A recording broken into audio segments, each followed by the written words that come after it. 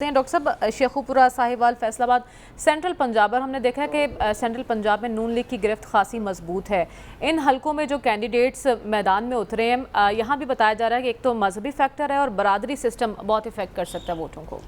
देखिए, इसमें ये जो सेंट्रल पंजाब है, लाहौर, फिर सेंट्रल पंजाब,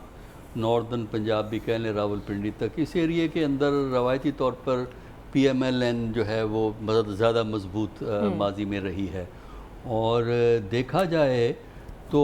जिस तरह 1970 में पीपल पार्टी पावरफुल थी, उसको फिर PMLN ने रिप्लेस किया पंजाब, खासकर ये सेंट्रल पंजाब के अंदर। तो इसको सही मानों में पहला चैलेंज 2018 में PTI ने दिया था, लेकिन इसके बावजूद वो कामयाब रही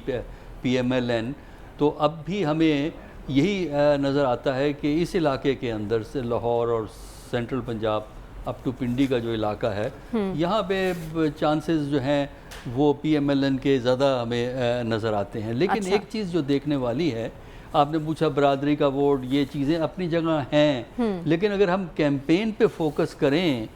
तो ना बरादरी का तज़किरा था, ना कॉन्स्टिट्यूंसी के किसी मसले का तज़किरा था, ना हमें ये पता है कॉन्स्टिट्यूंसी में क्या कमियां हैं, क्योंकि यहाँ तो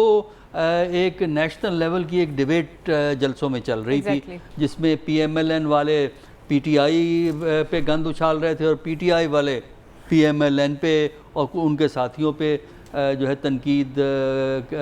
कर रहे थे। तो अब अजीब सूरत हाल है कि बाई इलेक्शन में आम तौर पर फोकस कॉन्स्टिट्यूंसीज़ पे होता है, यहाँ फोकस कॉन्स्टिट्यूंसीज़ पे नहीं है, यहाँ फोकस नेशनल पॉलिटिक्स पे है कि वो वज़ीर आज़म किस तरह बने, किस तरह निकाले गए, किस तरह बने, पंजाब की हुकूमत किस तरह आई, पंजाब में पुलिस असम्बली में आई, 2 जगह असम्बलियों की मीटिंग हुई। तो ये एक डाइकॉटमी है, एक तज़ाद है हमारी पॉलिटिक्स के अंदर। तो इसलिए जो गुफ्तगू हम सुनते हैं उसके हवाले से तो हमें कुछ नहीं पता उन कॉन्स्टिट्यूंसीज़ के अंदर क्या है, लेकिन जो यहाँ पे रवायत है